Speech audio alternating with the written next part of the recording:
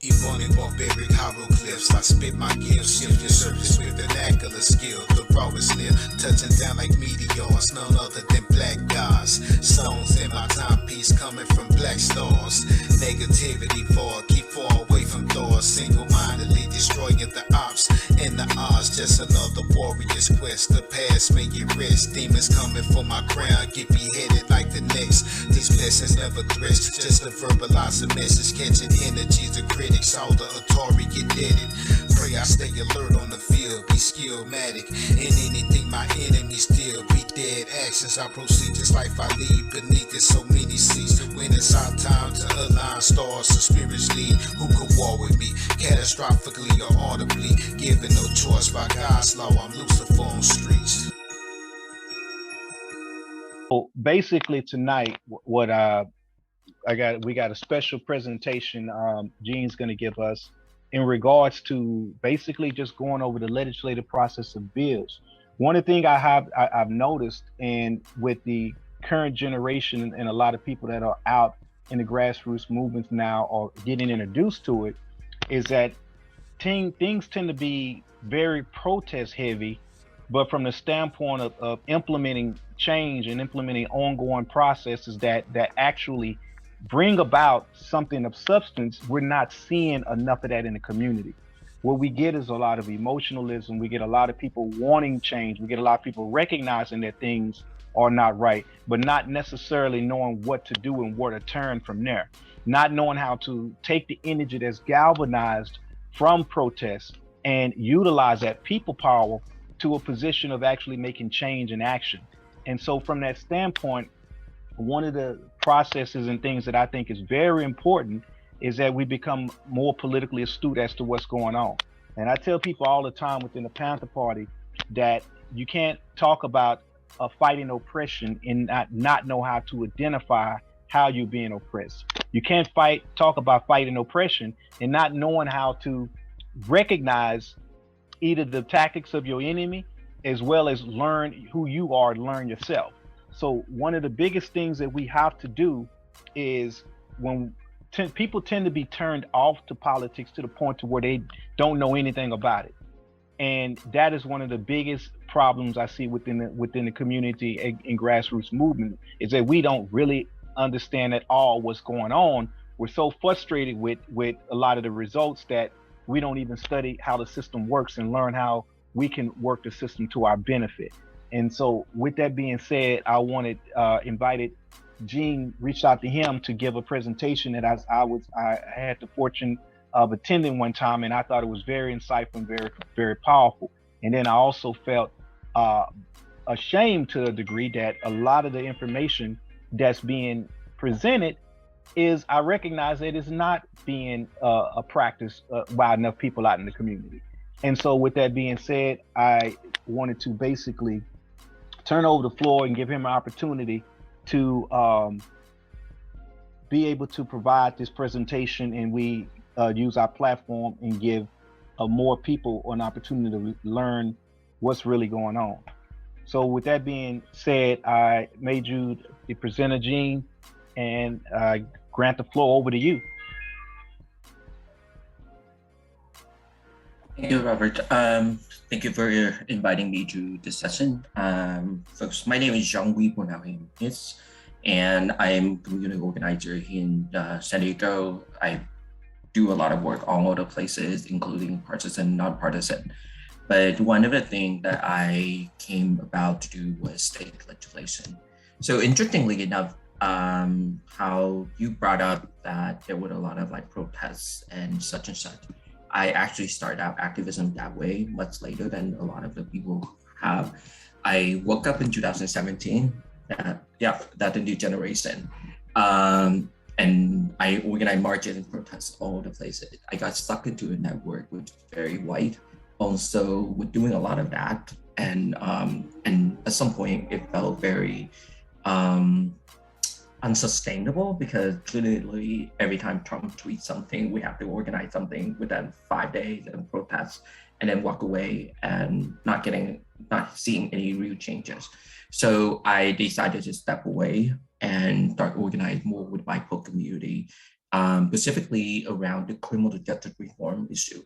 So along the way, I learned the process and then figured out the strategy on how to put the pressure on the elected official and making sure the bill passes. So everything that you see today is literally what I learned. I can be wrong.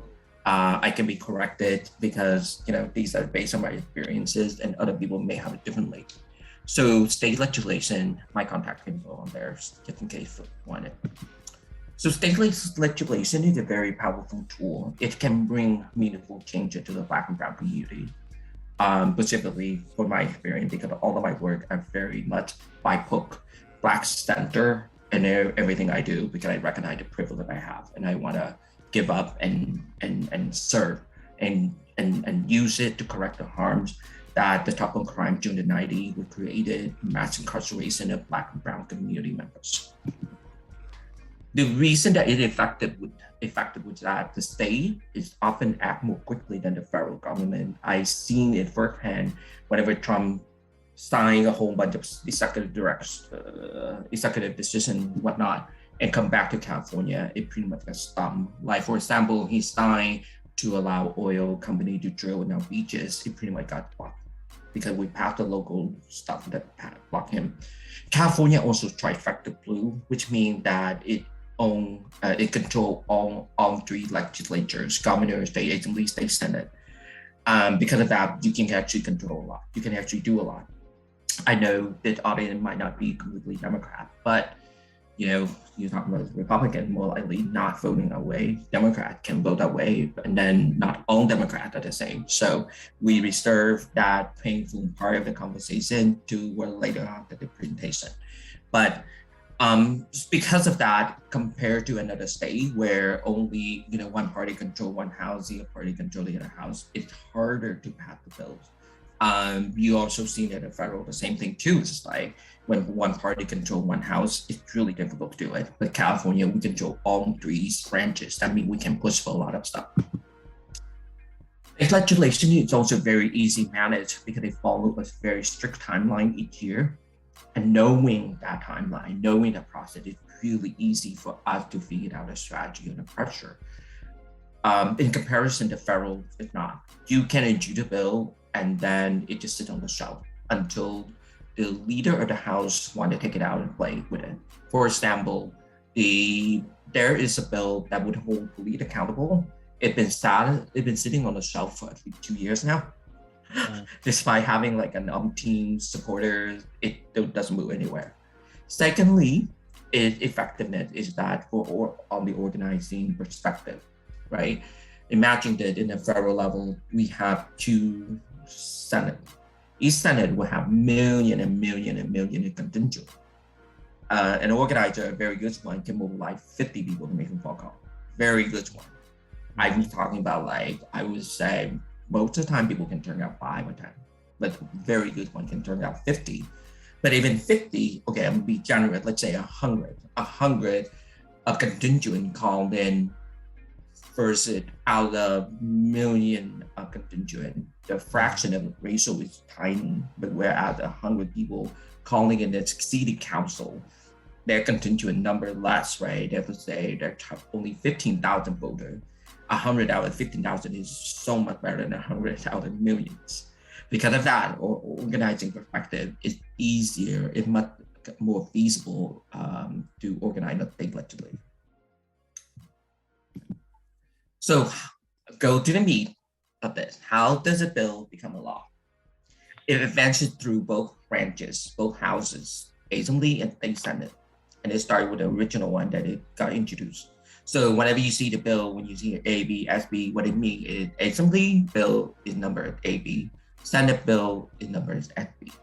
So after it passed the first house, it goes to the second house, and it passed the second house, then it will go to the governor. But in each house, it have to go through the number of committees, and then the final thing is going to go appropriation. Because every year there are over 2,000 bills introduced. And every bill has some kind of dollar amount to it to implement. And because of that, so the appropriation chair will have to figure out how to fit all of the bill within the budget, because you can't just spend all the money on everything and then some bill, and then the rest of the bill is not being spent. So whenever you hear bill get watered down, I always ask, what is it that got watered down? Is it language, or is it the implementation? Because the implementation, because it have to compete with other bills, so it makes sense it watered down a little bit, and then advocate will have to go in and keep adding more and more and more. But if the bill get language change, then that is something I would not accept. It'll be like, wait, why you change my bill? So for example, I hate to say it, but AB 392 got watered down. The police held it up and negotiated. It changed one word in the bill, and it changed the meaning of the entire bill. It got watered down, right? So anyway, so we'd go in there, and then any amendments were gonna happen during the committee, because the committee can hold it up and say like, I don't care for the language, you gotta change it. The negotiation gonna happen. And then even the dollar amount, all of it and every time that happened, they have to revote and all this stuff. Anyway, when it passed the two houses, it would get signed by the governor and implement the laws. And he also had the option of veto it as well. Now, for folks who still interested in federal bills, the same process. It's pretty much the same process, except it doesn't have a strict timeline, meaning that the same process will have to pass the Congress and then pass the Senate, and then the president get to sign it. All right, so here is the process. It's a nicer image than what I just said earlier. So let's say a bill get introduced in the first house, it go through it. And so every bill have to go through the Rules Committee. The Rules Committee is to assign them to number of committees, right? And then all the committee have to pass through all of the committee, and it go to appropriation. Any bill that have the dollar amount of $150, it will go into suspend file. What it means is that it's floating in there, waiting for the chair appropriation to pull it out and fit into the budget. And so once she go in there, she pass them all at once. It's like all of them out. But any bill that's stuck in suspense file, that means that it wasn't a priority or it cost too much. It was stuck in suspend file, and literally that what it means, suspend. It's gonna flow, and then it died. All right. So when you look at the timeline, it also means that every time there's a committee, there's a vote. It's also a chance for your bill to get watered down, and a chance for your bill to get killed. So if somebody really hates your bills, they can put that bill through as many committee as possible. Because every committee is a hoop you have to jump over. It's just like, they really hate your bill, they're gonna put it through that. But for criminal justice reform bills, most of the time it go through committee, it will assign to public safety right away, and then public safety will go to appropriation, right? So once it passed all of the committee, including appropriation, it go to the floor, it would have to be read 3 times, then the vote. Once it passed that house, it goes to the second house, and it do exactly the same thing. To the Rules Committee, assigned to the Policy Committee, then appropriation. So you can imagine pushing the bill through 2 houses, have a lot of opportunity for your bill get watered down and get killed. And so, whenever you hear a bill pass, I show appreciation for the advocates, people who do the work. It's like they never give up. And then finally you get to the governor desk, and it doesn't mean the end of it. Todd Gloria, when he was the Assembly member, he introduced a bill called AB, I believe 3331. It was a bill that banned the police from acquiring military weapons, because there was a time when suddenly a tank showed up on the street of San Diego. So he tried to ban it passed both houses, but it got to the governor's desk, and then the police came in and said like, oh, we want some of the toys. So then he ended up vetoing. Yeah. Ironically, San Diego police still have tanks. So here's the key dates. And every year it's gonna slightly change, but it pretty much stay the same. It's very specific. The last week of February, the last Friday of February, not last Friday, it's like the second or third Friday of the February is the last day that all the bills get introduced. So every so often you will see a bill that have no language in it. It's because the author send in and say, I have intention to introduce the bill with the kind of language. So it's empty, but they reserve the spot because if they miss that deadline, they can't introduce any more bill. So they do that, right? And then your job to have to babysit it. It's like, so what is this bill is? You put the number in, what is it? And then from then, February to May, it go to all the committee hearing. Remember all the committee hearing then? And then you have two deadlines. One in May 6th to pass all the policy committee, and then May 28th to pass the appropriation. I'm just gonna tell you the date right now so you remember. So we'll come back to strategy in a second. Then there's a floor vote. And then as soon as the floor vote done, move into the second house, go through the same thing, all the deadlines are there. When you an organizer to push on the bill, make sure you know all of the deadlines. It's very important because that's when the bill go into hearing, we better be there, or we have to be there, have to mobilize the public, mobilize our team to make a phone call in and pressure and all of that, right? Remember, have to track the deadline. And I also want to point out a couple of things to note on both sessions. There's a spring reset and the summer reset. All right, remember that. We'll come back to the reason why you want to remember this. All right, so that's the process. Now it's up to us to figure out how to organize and move it, right? So key date, the second or third Friday of the February is the last day when all the bill get introduced.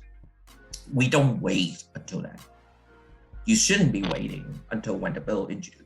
You should start talking to people, inform your team. I usually would go around, do the same presentation as that, and then encourage people, like, pump people up and say like, hey, are you interested in doing work? And yet you are, then come here, I'll train you everything, set up a regular team meeting, organizing people. A good team, you want to have anywhere from 5 to 10 people. Right, 5-10 people, because it will split up the task. You're gonna help, like one person would track on the bill, one person would submit letter of support, another person scheduled lobby visit, another person train people up on lobbying narrative, a person follow like babysitting the author office, like babysit the offices because the staff get pulled away a lot. You have to babysit them. Even lobby scheduling, you have to babysit the appointment and all of that. Make sure everything goes through. So form your team. At the same time, figure out which coalition that you want to join. There are about 5 to 7 statewide coalition that you want to join in because they have information that you don't have. So we're gonna share in all the information, and that's the reason why the criminal justice reform and the environmental justice reform, they function really well because they have the network of organization all over the place. It's rapid and they share information. So like sometime, for example, I would belong to Indivisible Network at one point. And when the bill went on the floor, they have a person literally inside the chamber looking at the board and say, shit, we short 2 votes. They identify what the votes are, tap into the entire network, and we all figured out with elected officials that the entire network making phone call massively into those 2 offices. 15 minutes later, those 2 votes flip. We saved the bill just like that. So get yourself into statewide coalition and join it, right? So February 18 come around, the last day all the bill got introduced. So what do? You form a team together. Remember, that's over 2,000 bill get introduced every year. So you can't do everything. So it's just come through the bills, and Team Justice, the team that I founded and run, we have a very democracy process that finalized the bill. So it means that everyone go in, skim through them, and pick the one that we want to play with, support, and then put on the spreadsheet, and then everyone take 1 hour to skim the entire list, right, the preliminary list, and then vote. And we decide on what the final number of bills we want. I would recommend about 5. Don't do the max 5 to 10. You should do that. The reason is that, and when you do, I would also recommend you to do 5 bills from Assembly and 5 bills from the State Senate. Why? because it will allow you to schedule a lobby visit. No 5 bill you're gonna visit, meet with the assembly member, the other 5 bills meet with the Senate. Because in a lobby visit, usually they give you only 30 minutes and you can't talk on 5 bill. I mean, you cannot talk on 10 bill. So you split it up and you talk five, right? And the reason I chose 5 is because halfway through, a couple of your bills are gonna get killed. Or they get changed, they get watered down, you don't carry them anymore. So that list gonna get smaller even, right? It's 4 effectiveness, do 10 bill, 5 on each house, right? And I like to give a lot of tips because these that come from the working experience, because as an organizer, when you go in, you're like, oh my God, like, why are they gonna really like this? So lobbying, let's talk about lobbying. Lobbying are traditionally thought at a private meeting, and usually we see like in movies, a guy, cowboy hat, wearing shoes, kind of greasy, oily, and shaking hand with elected official. That's what we imagine. We see in the movie all the time. It's like, ew, gross. But it doesn't have to be that way.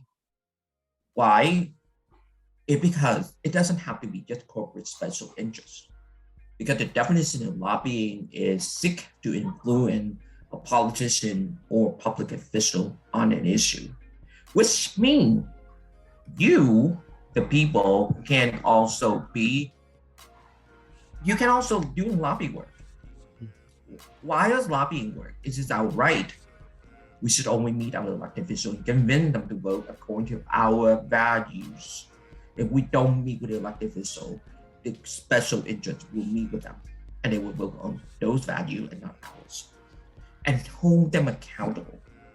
We elected them and they should be responded to. And I want to emphasize on that because most of the time when I see folks, they see elected officials, they're like, oh my God, these people are so powerful. And they're so shy and they don't want to approach them and they don't say anything. No, the elected officials literally are people. They go to work, they go home, they cook food, they have a relationship, they have lives just the same like anybody else. I meet them all the time at Democratic Club. They're right there. And during the election, it's like sweetening up to you because they want to earn my vote, right? So they're just like people. And one thing that I do know, right? People tend to do better when they know they're being watched. So you tell them, yo, I watch you vote. I know who you are. I know the way you vote. Pay attention to that because most of the time people don't. And they end up vote the elected official in over and over. And then basically, if during the election, when the elected official come to you, want to earn your vote, and you have the voting record right there, I'm like, sure, do you want my vote? But what about this vote you did? Were you gonna do that again? Hold them accountable. Because the next time they come to me, they're like, oh no, he know my bullshit. He smell it, he know it. Don't even bring the vote, prove it, track record, all right? And you'll be amazed. There's a website called Curve Campaign. You all should be on it because they literally rate our elected official the way that they vote. And like their elected official literally like rate a C over and over and over and over. It's really scary. Okay, let's continue to demystify lobbying. First off, we do not need money to meet with our elected official.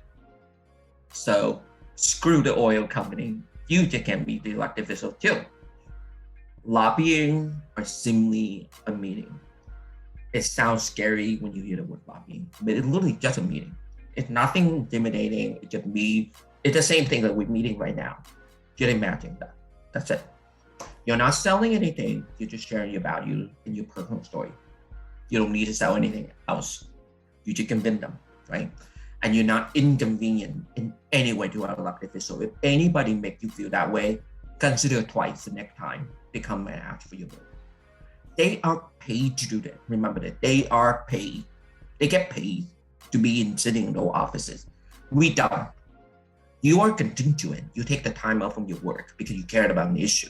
You take the time out from your work and you go and you meet with them and you say, I cared about it. I voted for you. I care about it. so you are not any inconvenient. They should be appreciate the fact that you took the time out from your work to do this, to meet with them. And finally, what the worst could happen? I approach life the same way. People always gonna say no anyway. But I never know if one time I ask people, they're gonna say yes. I operate in that perspective. And so whenever they say yes, I'm like, yes, I win. But if they say no, it's like, whatever. I'll go meet another guy and I'll figure out how to get that vote. Right? So next thing is, it's really helpful when you know some of the good lobbying practices to help ease that, right? So whenever I approach new person, it was like, I don't know how to talk to people. I'm like, oh, it's like, it's okay, come here.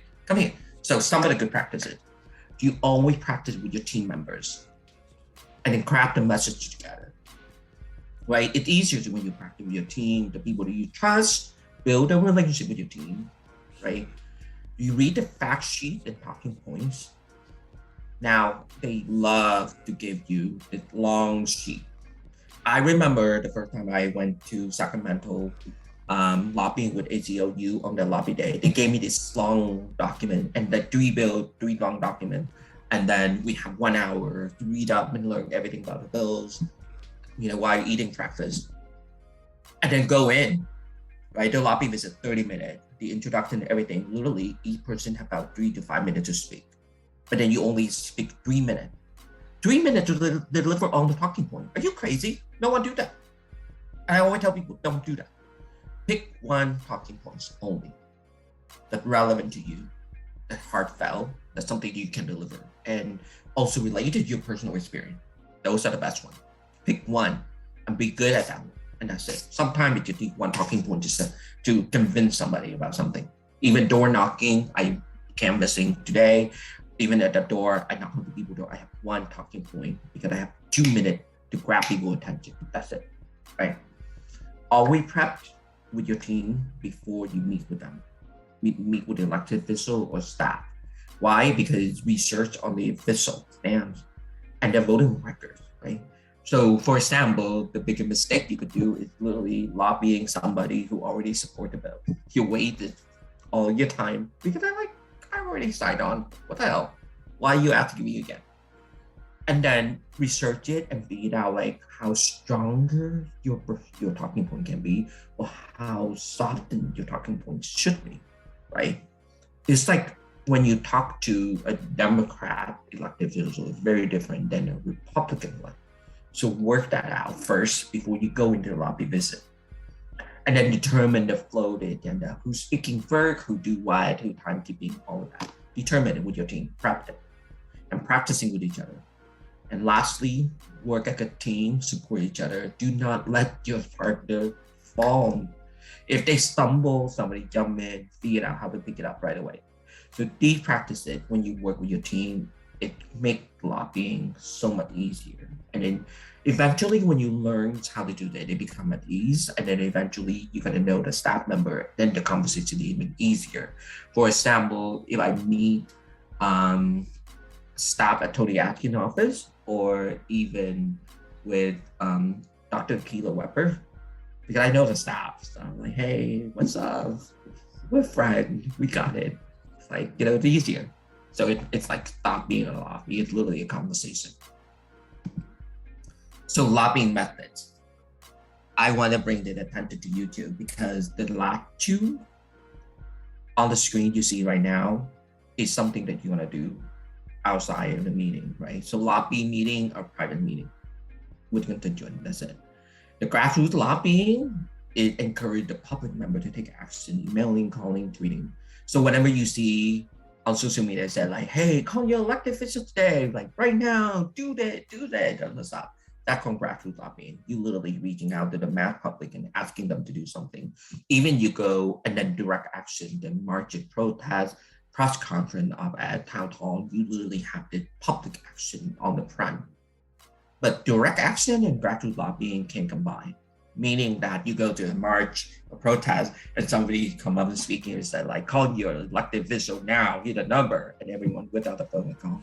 That also grassroots lobbying, right? Reason these two exist is because they can also be a powerful tool, right? Right. So you know lobbying, you know some of this stuff. So let's go back to the key date.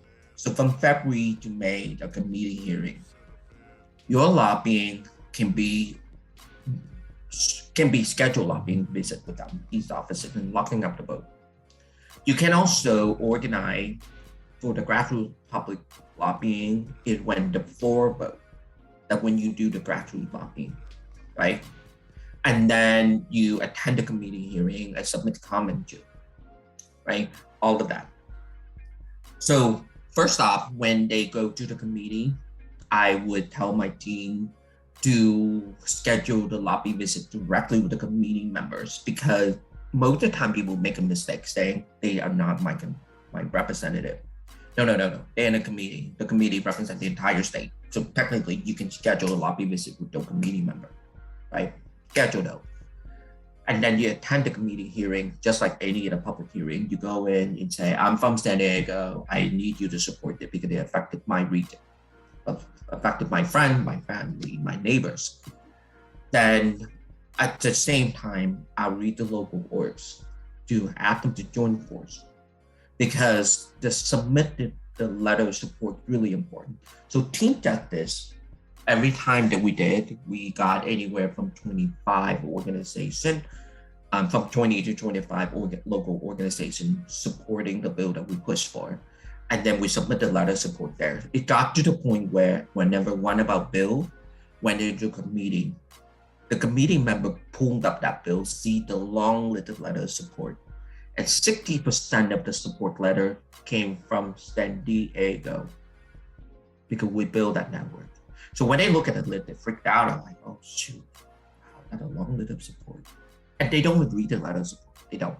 So you use a template and just strip out the logo, the name, and that's it. It's literally, they look at only the name, they're like, ACLU, Team Justice, We the People, blah, blah, blah, and they support. They're like, okay, let you pass it. Move really quickly. 60% of the letter of support come from San Diego, by the way. Remember, earlier I said, noted the recess. What it means is that the recess means that the elected official not in Sacramento, they're in their hometown. Guess what? That's when we're gonna go in and meet them. They can't say no anymore. They're like, well, what do? You back at home, you're in San Diego right now, you're in your office. So I'm gonna go meet you, right? That's why, remember, the week of reset, make sure you schedule a lobby visit with the elected official. Most of the time, they're gonna say no, they want you to meet with the staff, but keep pressure it, get the appointment. Yeah, Robert, do you have something? Yeah, I got a question. How hard is it, or how much in advance typically do you see you having to do in terms of establishing a meeting with an elected official? Glad you asked that question. So here's some tactics. First off, I email the office. I also tag the chief of staff and make sure you introduce a little bit about my organization and number the constituent, right? And even like Team Justice Coalition, I'll be like a coalition of 8 organizations. They'll be like freaked out, like wait, 8 organizations, all of it. And then they often ask this question and it scare my volunteer all the time. It was that, well, can you give me the list of the name of the people who attend? Well, how the hell I know? You haven't given me the appointment yet. I don't know who available. So I always push back and like, you give me an appointment and I will share with my team to see who available. And I'll tell you who the list is. Like, they always do that. So you have to push back and then negotiate. And oftentimes, they always forget your email too. So I have a tactic. I don't email on Monday because people, try to catch up with their work on Monday. I email them on Tuesday. And then I wait and I follow up again. So if I'm really nice, I'll wait until the following week to chase after them again. And I purposely forward my original email to them again so that they could see the trail of me contacting them, right? If I'm not really nice, I'm frustrated, and I will contact them every 2-3 business days. Every 3 business days, like, hey, I just want to flag you again, like, so that way when the scheduler knows that you are not letting go until you get that appointment, right? The key is consistent, persistent until you get that appointment, because they supposed to meet with you. And I have had office who literally cancel their appointment the hour before my meeting And I jump up and I'm like, no, I'm gonna meet with one of you. I don't care who. My people took their time off. They deserve a meeting right now. You can't cancel a meeting like that. Like, no, you got a meeting. Because remember, you also have the grassroots lobbying. All the other tactic, right? Now, secondly, I also recommend people determine what tactic you're comfortable with. If you're more comfortable with, being playing nice, that's fine, play nice. The tactic work for you, play nice. But it's always good to find another partner who choose a different tactic, just in case you need to collaborate. So whenever we need to target an elected official, they're gonna get hit all different ways. They're gonna hit with the lobby visit, they're gonna hit with a protest, they're gonna hit with whatever it is, but you coordinate it. I would say a lot of my work, even though it seemed disconnected, but a lot of coordination. Like I don't just randomly do stuff like, it's coordinated. I know it. Like whenever the other side come in, I already know. I'm like, yeah, you do you, I'll do mine. But at least we're gonna carry the carrot, the other one carry the stick, something. But if the stick without one to come in and the carrot is really like they're eating the carrot right now, they're biting the carrot, and be like, no, don't, back off. It's good. The carrot is good. The carrot is good. If the carrot's not good, I'm like, go. You do you, go. Right? So identify the tactic that you're comfortable with, and then find someone else with a different tactic, so that way it can coordinate it. You get that vote. Lock in those votes. That's your job. Lock in those votes. So those times, like during the committee, remember, lobby the committee member, public comment at the committee hearing, outreach to local org to make sure that when the bill going into committee hearing, there got to be a long list of organization let us support. Get those in. Then during the 2-week reset, directly lobby with your elected official because they're in your hometown right now for 2 weeks, right? Once they pass everything and pass appropriation and get to the floor vote, now time for the public to come in. You're gonna go through your list of with vote. If you do it really well, then you already identify who yes and who not, right? You're gonna create a tools for the public to call in, email, click here, send the email, all of that. I can also train y'all if you interested in doing it. I adapted a template for it, and it can make it easy. So after you done that for the first house, your bill successfully got through the floor vote, through the second house, the same organizing action. Go through the same way, right? So, quick reminder, prioritize on the list of the number of bills in order to maximize your impact. Join coalition to work with other organizations to share resources and intel. Always. Third, and this I cannot emphasize enough, and because this is heart of my work, connect with partner organizations locally and the people that impact us. It's very, very powerful when you have somebody directly impacted by an issue come in and spoke because they spoke from the heart. And like any human, staff, elected officials, they are all human. No one can ever turn away from pain and anguish that you bravely pushed on the table for them to see. No one. Unless they're the devil, then whatever. Whatever. But most of the time, people will feel something. When they feel, they convince. And the reason also is like when you do the office visit, is like, you think of it this way, you just share your story.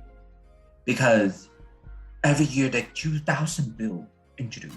So it means that the staff and elected officials can remember them all, can know them all. But the fact is they have a meeting with you, you share their story, suddenly they remember that bill. So when the bill come on the board, they're like, oh, you know what, I remember, I met this person, they share their story, so I'm gonna vote for that, right? Lastly, take action to ensure that the bill moves through the finish line. And you have to pressure your elected official, right? Don't be shy about it, right? So I want to share some photos because that's what we do. We like joy activism. Photo are fun. So this is a team. Some of you probably recognize Mitchell Wilson from Big Dignity, Blair Over Street Now, organized at IFDF. Listen, Miss Layla Aziz from Pillars Community, We were lobbying Task Lawyer at the time. And then this is at Pillar Community Office where Ben Weissel's staff showed up to the office. It's like, wow, he was running office at the time, so they'll do anything for him at the time. And then we met at the Lorena office and Dr. Shirley Weber. I thought that I was pretty jaded over the criminal justice reform, like, police violence. But Dr. Shirley Weber made all of us cry then. It was like, she shared a story, heartbreaking story, and we ended up crying. We met with Brian Menschei when he got flipped from Republican over to Democrat. And his chief of staff, do you recognize Ms. Gina Byrne and Nene Torber? In fact, these two community leaders, based on their lived experience, this year they wrote a bill that Team Justice is pushing for it, AB 1631. And that bill is being introduced and sponsored by Dr. Attila Weber as well. And we went up to Sacramento, and that Amy Allen, she used to work with Tony Atkins, but now she works with the Attorney General. Just some Republican guy. You should take a photo of him. Tony Atkins. We took the bus, go all the way to Sacramento. We call them the bus of Freedom Bus. The bus didn't have back room. It was super long. We stopped every 2 hours to take bathroom break. We marched. That's really beautiful about Lobby Day in Sacramento is like we meet in the conference room at a hotel somewhere, and afterward we row, and then we march toward the big Capitol, holding outside, chanting. I was like, "Hey, let's go!" Both our bills. That's the bear that everyone loves. Lorena was literally running out of the office to go down to the floor to introduce the bill. Took a photo with us. It was a very hot day. The huge giant wall of all the legal restriction on anybody who ever had records. So we tried to undo that. The movement got time done. Very powerful work. And we met with Lorena. Lorena basically said, "Your bill too expensive. Make it cheaper." And all of it, you have to throw away all our talking points and then figure out what else can we do to get the bill passed. And with Todd, he was sharing information with us, which was really great. I love the photo because these two are my sister, and this photo representing all of our personality. Pretty great. So I mentioned that Team Justice, that the coalition I worked on specifically on state legislation. We are a organization that we work specifically on criminal justice issue with Black Center priority, community-led, and impactful focus. The members are Pillars Community, Asian Solidarity Collective, Think Dignity, We the People San Diego, Uprise Theater, Universidad Popular, and Showing Up for Racial Justice, Showing Up for Racial Justice with North County. So at this point, I would also, if any folk that want to, interested in doing this work, you absolutely can join us. The training is very hands-on. We will teach you how to track the bills, lobby training, social media skill, campaign building, and all of that. What I share with you today is, conceptual, but when it comes to practice, it's different, right? Because you talk with your team member and then figure out what to do. Even tracking bill, I literally was share my screen, tell people this is where you click and you see the vote, and then talk about the vote. And then people the more the discussion, if people can pick up the knowledge really well. And then so the following session, they pretty much on their own, they can totally do that.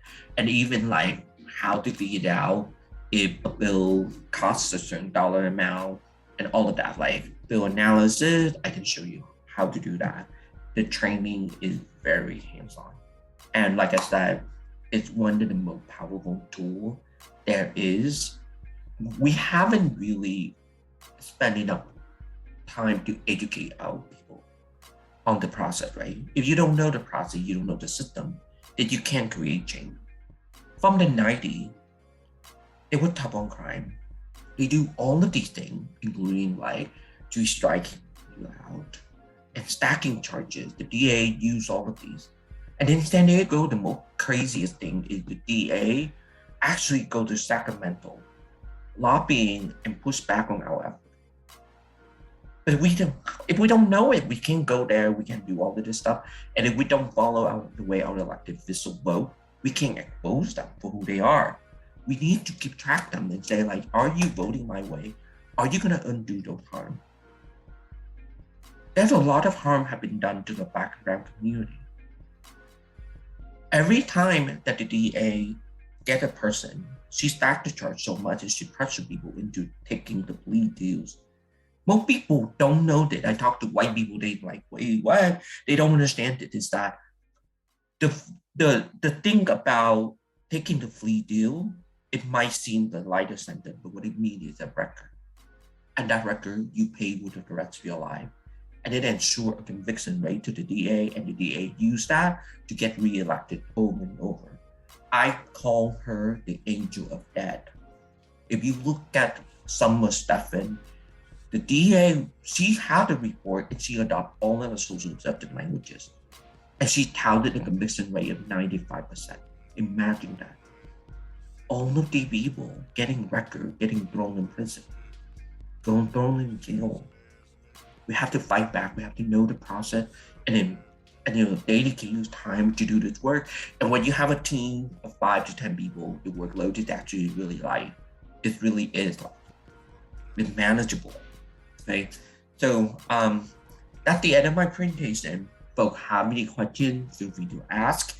I'm very transparent. I will share all kind of tips, all kind of information, whatever you want to know. Yeah. Cool.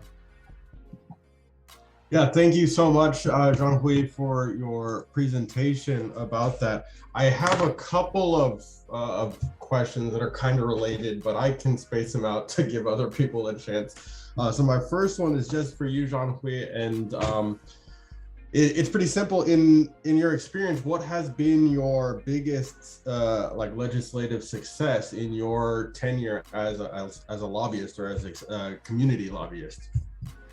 Do you have any like specific piece of legislation that you can point to as like really having an impact in your community or on California as a whole?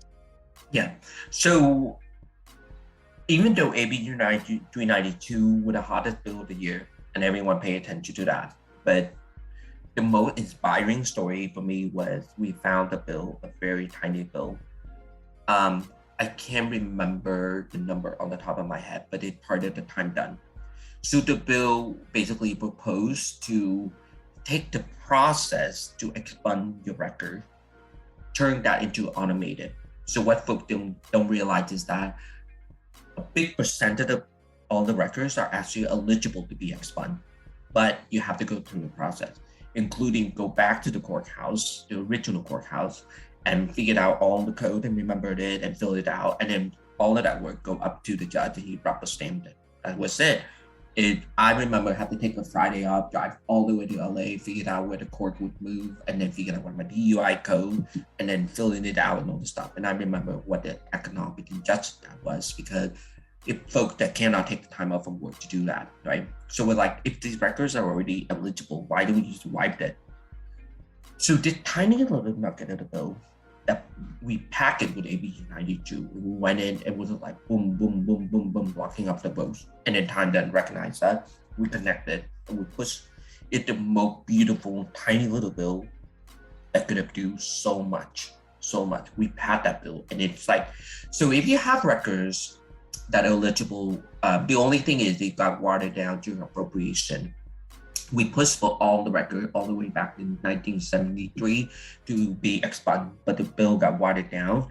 So any record that's starting in 2021, it will be automatically expunged. If once you pay on your term and everything, you don't have to go back to court, it just gone. So now the advocacy you have to go back and undo is, like one in wave, because they can only afford so much. I mean, you look at it, white people got marijuana record expunged automatically, but yet we can't do ours, right? So keep at it. So that is the most inspiring story that I can tell. It's like, we found it tiny little nugget, go in and create change. If you don't mind, I'll follow up. That's actually resonates with me really well because I had to go through the expungement process. I was living overseas at the time, so I actually had to pay a lawyer to do that whole process with me. So it's really yeah, that is great news to hear that people in the future won't have to go through that. We are definitely going to work backward to making sure that they have money in the budget, because we built the first way, we build the infrastructure to make that happen, because apparently the courthouse are not connected. That's the reason why records are mismatched all over the place, and you really have to go back to the original courthouse, which is crazy, right? I know. Any other question? I had a question just real quick. In regards to you stating that specific information, trying to get it inserted into a bill, how do you go about that process? Is it that the items that you want to get inserted in the bill, you looking at some of the verbiage and wordings of specific bills and seeing where this could fit? Or because I've heard times where like a bill can be, just say like I see there's a COVID-19 bill out there, and then somewhere in there it may say something about gun rights. It's just weird the way some things get inserted in something that don't have any relationship. Can you explain how that goes about? It sounds like something in the federal level, right? But either way, so federal level bill is very interesting. And in fact, there's an episode on West Wing, and if you haven't watched West Wing, you should try it. It's very good in a way that it shows how our government work, and it's very fast talking. It's like in the background noise, sometimes I learn it. But there was an episode where they're joking around this big giant bill, suddenly have one item in there that built a bridge to nowhere. And it's actually based on real story too. Really, there was the funding to build a bridge to nowhere. Stuff in the bill that had nothing to do with a bridge. It basically, the way that it worked in federal, you usually have a huge giant bill package. They pack everything and build like billion dollars over. And also the same reason why recently you heard story of like Representative Scott Peter held the entire bill back. The bill back better. That Biden tried to pass through, and he held back because there was a clause that he wasn't happy. So he went in. He was like, "No, you want my vote? You're gonna have to give me this."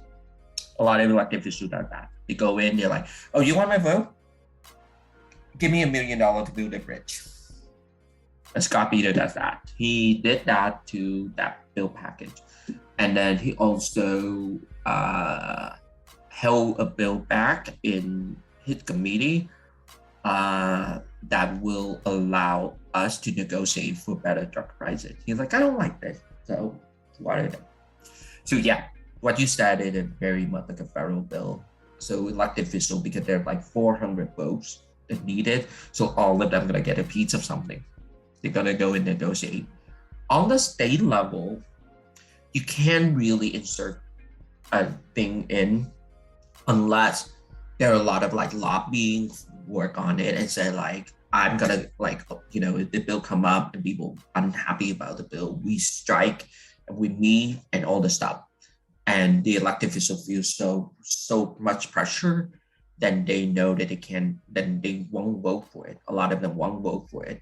And then they ended up like the author of the bill is like, oh crap, people really hate the bill. I really want the bill to go through. They can negotiate. What did you want? You want to change? I'll change that word. Right? But the author usually the one to change the bill in the state level. Right? I can't have a very good example of that. I just lost it on the top of my head.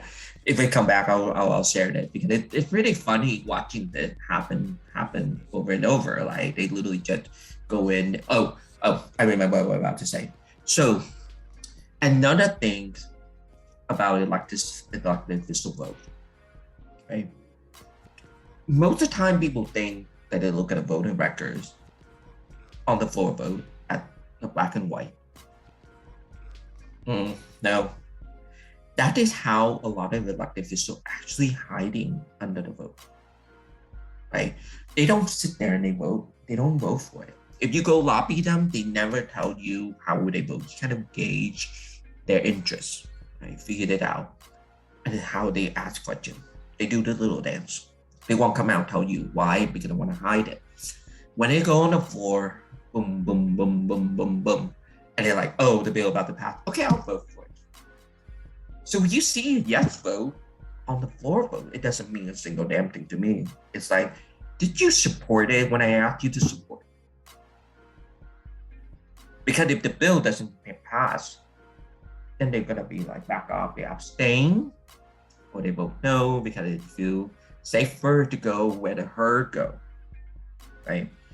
So do this work. Pay attention during the lobbying. Don't necessarily take what the vote on the floor is, because literally a lot of elected officials hide under the floor vote. Yeah, so whenever I go door knocking and somebody was like, oh, he voted right. I'm like, does he? Does he? Always have that, right? So that's why so the painful story I want to share now is AB 392. There are 60 elected officials in Assembly are Democrat. Remote bill only need 41 votes because half of the House, 40 is half the House. You need 41 votes. For AB 392, that means that if I only need 41 votes and have 60 Democrats, I could totally pass any bill without ever wanting that. Like literally, let's go, let's do that, right? But unfortunately for AB 392, we got only 25 votes. So where are the other votes hiding? Why did we have to water that bill down? That's the heartbreaking part. I have another website that did research on how many elected officials take police union money. There are 120 elected officials and 118 of them take police money. So pay attention. I'm not saying that if they take the police money, they will vote all the way for the police. But the correlation, they most likely will, right? So just do the math. 118 out of 120 took the money from police union. This is why change takes forever when it comes to police accountability. So pay attention, and pay attention not on the forward, pay attention to the lobby work. See, I think that's very important that you just said that, because a lot of our community are just completely unaware of those type of tactics and those type of things to look for. So like when I said in the beginning, know how to identify your enemies, that goes hand in hand with that. Because again, a lot of times when people are out protesting and have this mentality that, hey, we just need to chant, we just need to make noise, we need to, just bring to the attention that the wrongs are being done, there's no substance that's going along with that. And so to me, everything you're talking about is just arming the people with what stuff we need to be focusing on and working on when we're out there in those protests. So when you got the people's attention, you galvanize and utilize their emotional state to get them to be more involved in the real work that's taking place. And I just wanted to make that point. Let's let Cole speak. Yeah, I appreciate that. And I kind of have a question queued up, but you really set me up for this question with your point just there. As you can see on my name, I'm a member of the Party for Socialism and Liberation. So obviously, I have a slightly different view on the necessity of electoralism. So my question is really what is more for Robert this time. To what extent or what role do you think electoralism plays in the movement for Black liberation and the Black Panther Party's struggle for Black national liberation today? I would say going into the whole reason why I asked Jean to come on is that most of our people don't know where to go, don't know how to be involved. And we have this perspective that, for instance, the Black Panther Party within our platform, we talk about self-determination, right? That's our ultimate goal. So from that standpoint, you still, the word self-determination and self-governance means that you have to at least understand and know thoroughly the concept of governance. Most people are against government because of a lot of the not say most people, but a lot of times when they talk about being oppressed, we're against big government, we're against certain things happening, but we have no earthly idea how these things take place. And therefore, because we're so turned off, we don't even know how to engage and get involved in a process in any capacity. So we tend to think that it's like, okay, you go vote and then you're done, and you cast your vote to the lesser of the two evils, and that's about as much as you can do. So we go from this perspective of feeling like either you can vote and hope that things change, or outright basically anarchy. It's really those extremes that a lot of people sit on because they don't know anything about the political process. And I think from the standpoint of arming the citizens, arming the people on the aspects and the roles in which they can play, it puts us in a better position to be able to fight for demands at higher levels. So the more people that are involved in the process, the more chances are that we can work our angles. I would go back to the concept of, I like to say, the Dr. King and the Malcolm X perspective. There would be no Malcolm in terms of being able to work the angles he could if you didn't have a Martin. And so from that point of view, we have to work all angles feasibly possible. I don't agree with shunning the electoral process from the standpoint of saying everybody come this way or everybody come that way. I think part of the biggest problem we face as grassroots organizers is that we fall too much into the polarity perspective. Polarity means either you're going to side with this or you side with that. And the bottom line is they divide the people amongst each other. And by dividing the people, that separates our ability to be able to galvanize and hit them in every way possible. Just like how Jean was talking about the whole thing with addressing police brutality. If we have people that are out there lobbying and out there working toward getting things inserted in the bills, and then we have those that are actually out there like trying to shoot footage and record law officers committing crimes, and we have all these different facets of people being involved in the process of making change, then I think it's a win-win situation. So whether you go to one extreme or another, the point being, we have to be involved in all levels of the process. And I think that's the one of the biggest things is that we allow ourselves to be subdivided, we allow ourselves to be pinned against each other, and organizations and the community ends up fighting one another, while those that are in charge basically sit back and they just see how nothing becomes effective because everybody's fighting each other saying their way is the best way. And so that's really my take on that. There's just not enough activism. Go ahead, Jim. I want to share is that, I'm very political, I'm very involved, but the one thing that I want to make it clear is that I'm not naive to the process. I'm not naive to the people who they are. I recognize who they are, and that's why, when I pay attention to the way they vote, and oftentimes I sit in the meeting, I'll be like, I see you, boo, I see you for who you are, but let's figure it out. And I exercise the statement, I will vote you out, with wholeheartedly, because when I see an elected official do something, and I will vote them out by walking the street and get the people to vote them out, for sure. But it doesn't mean that I believe in the system either way, whatever it is. I share with you the heartbreaking part of having a Democrat not supporting a bill and get watered out for absolutely no particular reason. But the thing is, there is this process created already, but if we don't get involved in the process, the two things are gonna happen, right? First off, we don't know who the devil are. We don't know who they are. This guy that is really beautiful, wearing nice suits and all this stuff. They all look the same to me. I don't know who they are. Until I see the vote and be like, that's who you are. Doesn't matter them or the Republican or whatever it is. I can see you, the way you vote. I recognize it. Name it. That's a powerful thing. Name your devil, because that you take the power away from them. Second thing is that if we don't participate in the process, they put more shackle on our people.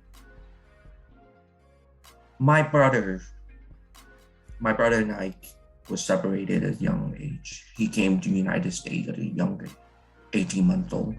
I did not united with him until 1990 when I came to the US. He got in and out of trouble. He got 3 strikes out. He got every single thing that the DA did. He was sent to the prison at age 19 years old. In 2018, he was found hung in prison. It's a pain and angry, the fire that I know the system now. I did not know the system then. My family never understood all of that. So we just went along and we became the casualty. My brother passed away, all of that. Now I recognize the system for what it is. I have to get involved. I have to tear this down piece by piece if I have to. But I have to learn the process because we don't know the process we can organize. We can't outplay them. And empower people. Like that's what organizing is. Empower people, build the movement, enlighten the people. Even the concept of like the DA stacking charges, most people don't know this. But now that they know, what can they do? They're gonna have to join us. Thank you, Jean. And that's the bottom line. It's just not enough of us are involved, period, regardless of what side of the extreme. And so most of our people are just, when it comes to political education and the political process, most of our people are just completely ignorant of what's going on and how it works. And so by keeping the people ignorant, you create a situation to where it becomes this boogie monster. And by being a boogie monster, the people don't know how to engage and utilize the power that we actually have. And so that's in essence what I'm getting at, is just that there is a strong power base that we do have that is completely underutilized, no matter how you want to go about dealing with the fight. And to the most degree, what I see as a result of people's lack of historical recognition, lack of research, we find that even when it applies to just general concept of protest, it is not as effective and not as powerful as it was 30, 40 years ago, because it has been basically narrowed down to a strategy instead of being recognized as a tactic. And so people literally have this protest culture, but there's not substance that's being done with that. And so we have basically forgotten history. We've forgotten what real direct action means. And so it's a matter of bringing forth the information to get our people to recognize the place that everything has. And from that, galvanize the people to start taking more aggressive action to fill in those gaps and get us back to where we can actually have more of an impact as grassroots organizers. If I may, I it sounds like we are on the same page there in the end. At PSL, we are running candidates for Congress. Jose Cortez is running, and yep. I know that some of the Black Panther Party have reached out to join our contingent at the march on Saturday. And if you'll allow me a little bit of self-promotion as well, on this Sunday at our San Diego Justice Center, we're going to have a very similar sort of town hall, which is exactly that, the next steps in the fight for abortion rights in this case, because so many people are mobilizing for the protests and they're coming out, and we're seeing huge surges in like interest and public support and these mass movements. But then after the march ends and people go home, a lot of them are like, okay, now what? And so like I said, if you'll allow me this moment of please do self-promotion, I'll share I'll share our poster, but we're going to have a town hall. It will be open to the public to have, again, a very similar discussion about what to do next. I'll share a link in the chat. I'd love to see you guys all there, or in front of the Hall of Justice. Planned Parenthood is having a march on Saturday. I know that some members of like CPU and the BPP and the Socialist Alternative are going to hopefully join our contingent with PSL. I'd love to see any and all of you there as well. Thank you for that. And that's what it's all about, us coming together and working together across the board, because again, it's not enough unity amongst the organizers, and it's not enough fight and work being done to galvanize the people to bring them to the higher level. So I appreciate that, Cole, and by any means, definitely promote it. All right, we're available as a platform for that. Excellent. Do we got anybody else that has any more questions for Jean or any the collective? Less of a question and more just a thank you. I think obviously being a human in the universe for the past 5,000 years or whatever has really jaded me to the processes, and it's made it difficult to keep myself open to knowing that there are ways that I can actually affect my surroundings. And this has been just like really beautiful, and it just reminds me that like there is community, and that the world and the process is like everything is not bad, but we have each other. So I really appreciate you speaking to us.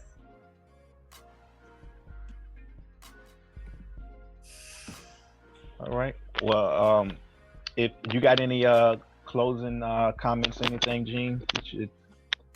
Yeah, I just want to share that I feel you. I do a lot of time when I knock on the door, hearing people so oppressed and so busy to survive. And then I just have to bring people in, right? I mean, literally standing there and listen. I used to believe in like, vote, until I knock on the door and see the high-ended person showing up. It's like, I appreciate you show up asking me to vote. I don't have to follow anything to vote because I worked 3 jobs and my heart broke right there because I was like, so that's a privilege, my privilege, believe in the voting thing and the system and everything. And then there's a person telling me that she couldn't believe in it because she overworked. You have to survive. But that's the thing.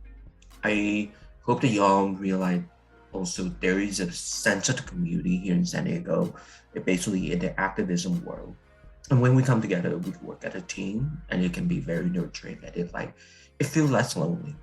It definitely feels less lonely. It doesn't have to be just you constantly struggling. You know, I no longer feel that. Like, I don't feel like I'm constantly have to pushing at something or whatever it is, because I have my friends come to me, and then we organize together, and we feel, you know, positive. We feel the pain and anguish. We cry together, and we still never give up, because that's my people now, and now family or team. So I'm also open, to put the invitation again for young folks to be, if you want to join Team Justice, or even you want to like have a conversation one-on-one with me in any way at all, figured out how we can get to know each other and how we would work together in the future. I organize a lot of different ways, different spaces, even campaigning. I know you put some Jose Cortez and all this stuff. It's like when I come to electoral, I know how to run campaign, all of that other information that I can also, work with you and then figure out how to bring resources and things that you need or whatever it is. Feel free to use me. I'm here to serve. My pretty much entire life at this point, I left the private sector for nonprofit work, for community organizing. It's literally to serve. So yeah, my contact info is in the chat. Hit me up. I'm very responsive. I pride myself in being super responsive, because I know whatever I can do to help the organize, that would be great. Yeah. So that's all. And I appreciate y'all for allowing me the safe space to share information. I hope it enlightening and it amusing, because some of the time, some of the knowledge, some of the story, never told in public. But I like to do it because I think folks need to know the truth. Right. I appreciate you, and I appreciate everyone that attended. And again, let's just continue to build. Let's continue to provide the community with that information, and let's do our part to get more people involved and make change, make progressive change for the future. So that being said, close out the meeting. All power to the people.